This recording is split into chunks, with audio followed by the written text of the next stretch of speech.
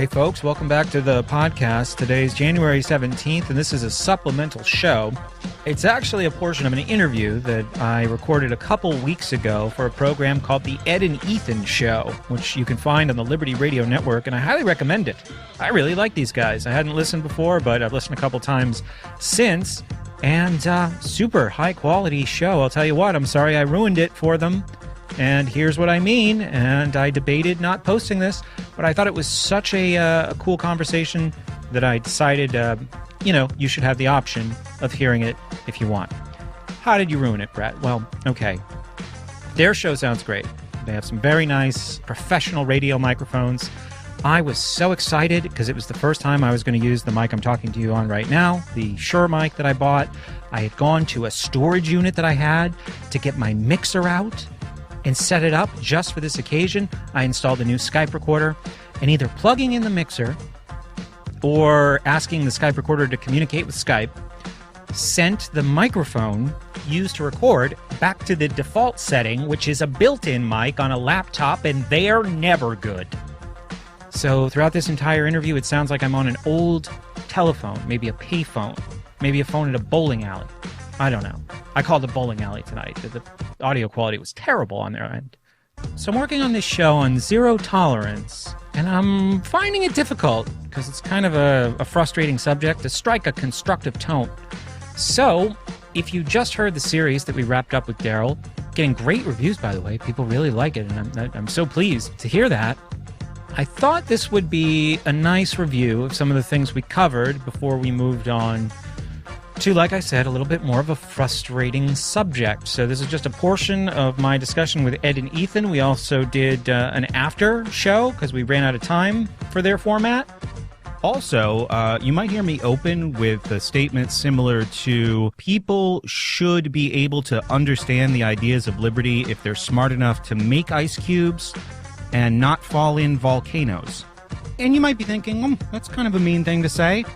Totally came out wrong. What I was trying to say is that the ideas that we're trying to project are so simple, they should be understandable to anybody who can, make the cubes, avoid the volcanoes. But it turns a question back on us. Why are we not successful in communicating these ideas? And what can we do differently? That's kind of what I meant. Also, I've gotten a couple comments on older shows recently, and I wanted to just take a minute to share a couple of them with you. I'm happy to know that people are discovering the old shows, listening to the old shows, and they're finding them helpful. And I'm sorry they sound awful. So thank you, everyone, for persevering through that stuff. All right, so the first comment is on episode 74, which sounds fine. It was called Police State Pupils, Acquiescence, and Aggression. And this was an episode from December 2010, and it was about how zero-tolerance policies are helping to prepare kids for a police state in the adult society. And the user's name was Maya. I know I am 3 years late, but 8 minutes into this podcast, my 11-year-old daughter, who is in the 6th grade, casually proclaimed from her chair behind me, quote, "If you bring a cough drop to school, you get lunch detention." I ranted for a few minutes, but I am happy to know the next school year, both my children will be educated at home by their own interests and with my assistance in finding them resources. Thank you for the work you do, Brett. You are welcome, and I'm so happy to hear that you're going to be doing that, and that stories in these old shows help people realize they're not isolated in this world of the adults who are supervising their children behaving like strange robots. And the other comment comes from an even older show, episode 26, which was called American Idol Worship. It was about the Pledge of Allegiance. Same user. In one of your older podcasts I recently listened to for the first time, from your American History F series, you asked for a high school student's story of how not standing up in order to pledge allegiance to the flag was received by the school's authority figures.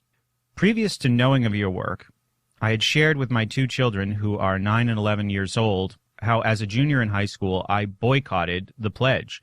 My English teacher tried to admonish and humiliate me, but I argued atheism and not liking the God terminology, and she decided to shut up and leave me alone. My daughter, who is 11, loved the idea, and of her own volition, on the 4th day of 6th grade, decided to test this theory. I was unaware of this happening until after the fact. The story ensues as follows. The school my children attend is a public school. My daughter's 6th grade is contained in middle school. The pledge is announced first thing during homeroom. Her homeroom teacher is also her math teacher.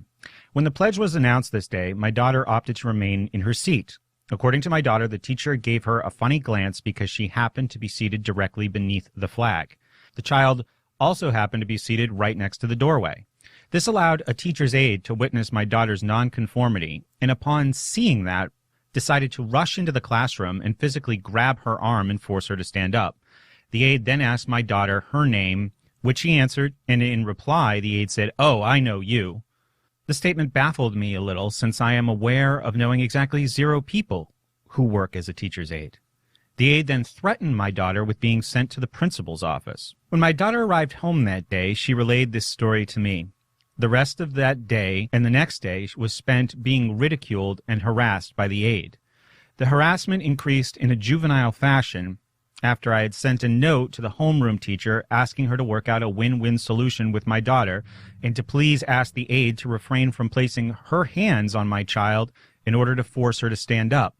The teacher responded graciously to my note, phoning in the afternoon and thanking me for letting her know where my daughter was coming from, and the two of them were able to work out a solution. Great. The aide, on the other hand, spent 2 days bullying my child, telling her she was disrespectful, scary, and generally giving her a hard time. My husband and I were so shocked by the aide's reaction that he decided to broach the subject with coworkers and friends. Some coworkers were respectful of children's will, but most were aghast at the thought of a child being disrespectful.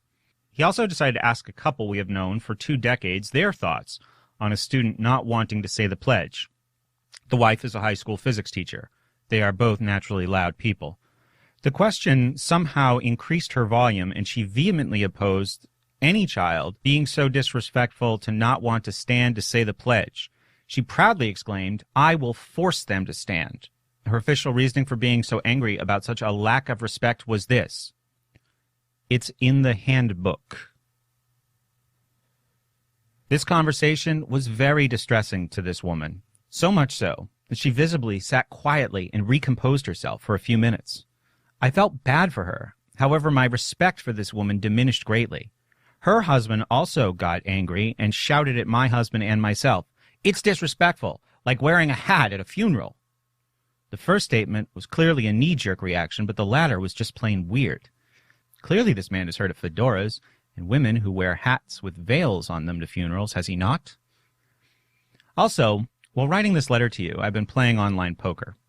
During this time, I have posed the question to poker players at my tables who come from all over the world. How many Americans get angry when somebody does not stand up to say the Pledge of Allegiance? Not surprisingly, most Americans respond, "I do." But when I ask the question with a "why?", their immediate response is, "It's disrespectful, and if you don't like it, you can leave."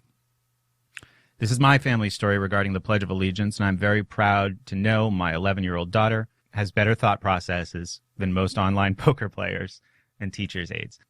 Those were written by Maya. Thank you so much. Those comments made my day. And obviously it's sad when things like this